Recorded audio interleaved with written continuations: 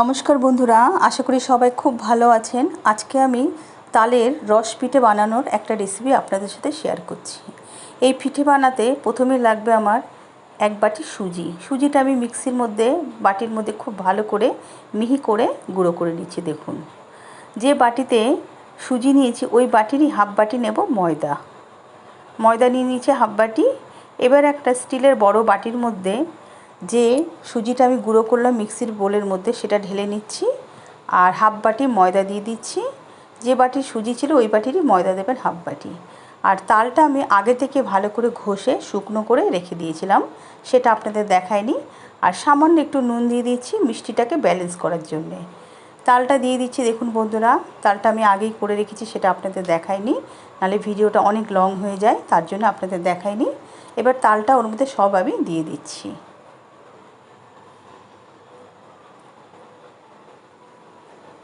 তালটা দিয়ে এবার আমি খুব ভালো করে এগুলো মেখে নিচ্ছি।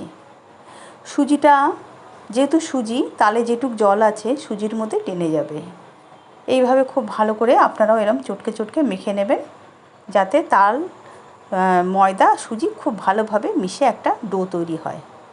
এইভাবে মেখে নেবেন। এখন একটু কাদা কাদা ভাব আছে, এটা 10 মিনিট মেখে ঢেকে রেখে দিলেই সুজির মধ্যে তালের যে জলটা আছে সেটা টেনে যাবে এবং শুকনো হয়ে যাবে। আর এই সময় একটু ভালো করে না মাখলে যে আমি লেচিগুলো করব সেগুলো ভালো করে ফুলবে না যখন আমি ভাজবো, আর না ফুললে ওর মধ্যে রসটাও ঢুকবে না। সেইভাবে আপনারাও খুব ভালো করে এইভাবে চটকে মেখে নেবেন। মেখে নিয়ে অন্তত 5 থেকে 10 মিনিট ঢেকে রাখবেন।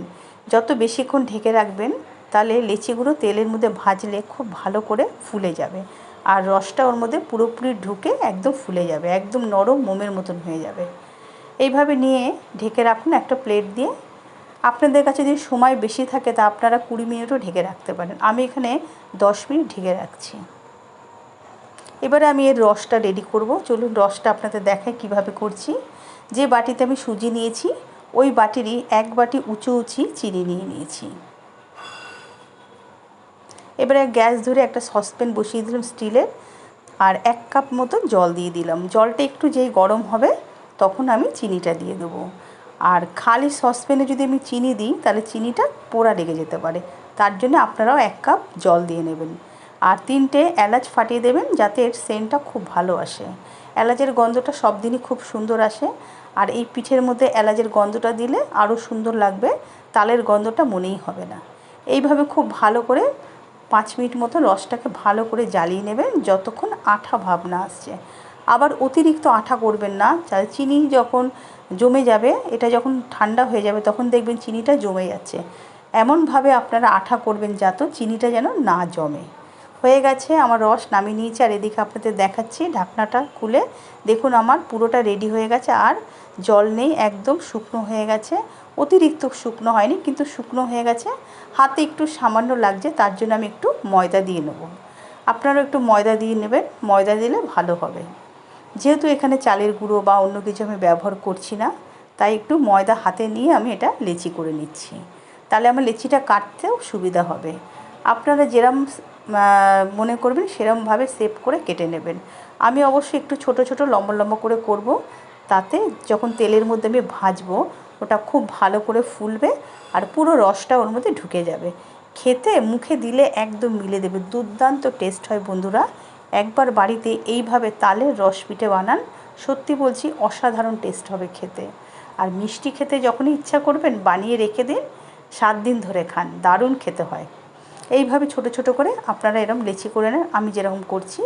আপনারা চাইলে বড়ও করতে পারেন বা এর থেকে ছোটও করতে পারেন, যে যেরকমভাবে খেতে চান সেইভাবে এটাকে বানিয়ে নিতে পারেন। আবার গোল গোল করতেও পারেন, যে যেরকম চায়। আমি এইভাবে পুরো লেচিগুলো ছোট ছোট করে বানিয়ে নিচ্ছি, বানিয়ে নিয়ে আপনাদের দেখাচ্ছি কীরকম হয়েছে।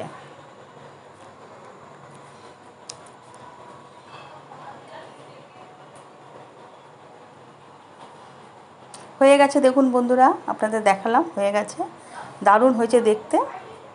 এবারে আমি গ্যাস ধরে একটা ফ্রাই প্যান বসিয়ে দেবো। ফ্রাই প্যান একদম ছড়িয়ে নেবো আর অনেকটা করে সাদা তেল দেবো, যাতে এগুলো ডুবো তেলে খুব ভালো করে ভাজবেন।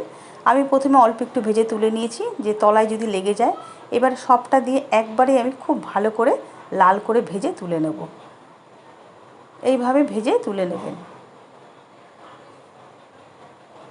যেন পোড়া না লাগে, এরকম যেন লাল হয় ভাজাটা, তালের কালারটাও খুব সুন্দর আসবে, যখন রস ঢুকে যাবে কালারটাও দুর্দান্ত হবে। হয়ে গেছে ভাজা বন্ধুরা, আমি সব এবার এক এক করে তুলে নিচ্ছি। দেখুন ভাজা হয়ে গেছে, এইভাবে আমি তেলটা ছেঁকে ছেঁকে তুলে নিচ্ছি। আর এদিকে আমার রসটাও রেডি হয়ে গেছে। রসটা খুব ঠান্ডা হয়নি, মিডিয়াম ঠান্ডা হয়েছে। এবার ওর মধ্যে আমি এগুলো সব ডুবিয়ে দেবো। ভালো করে রসের মধ্যে ডুবিয়ে অন্তত আমি 20 মিনিট ঢাকা দিয়ে রাখবো। সব তুলে নিচ্ছি বন্ধুরা। দেখুন তেলটা একটু বেশি দেবেন, যেহেতু ডুবো তেলে খুব ভালো করে ভাজা হবে, তার জন্য তেলটা একটু বন্ধুরা বেশি দেবেন। হয়ে গেছে, আমি সব তুলে নিলাম। এবার এগুলো আমি রসের মধ্যে দিয়ে দিচ্ছি। অসাধারণ খেতে হয় বন্ধুরা, একবার বাড়িতে আপনারা বানান, বলবেন সত্যি কি সুন্দর খেতে।